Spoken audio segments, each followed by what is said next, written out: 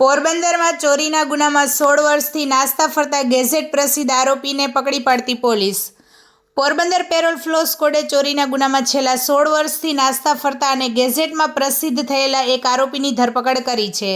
આ કાર્યવાહી રાણાઓ પોલીસ સ્ટેશનના ગુના સંદર્ભે કરવામાં આવી છે।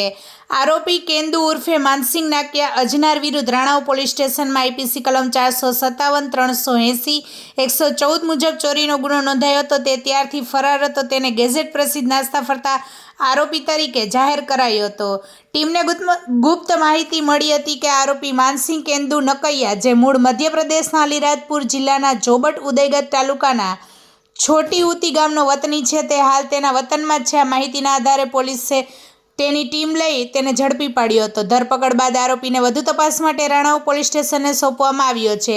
આ પકડાયેલ આરોપીની વિગતો મુજબ કેન્દુ ઉર્ફે માનસિંગ નાકિયા અજનાર, જે મૂળ મધ્યપ્રદેશનો છે અને પેરોલ ફ્લો સ્કોડની અસરકારક કામગીરીને કારણે વર્ષો જૂના ચોરીના ગુનાનો ભેદ ઉકેલાયો છે અને સફળ કાર્યવાહી હાથ ધરવામાં આવી છે।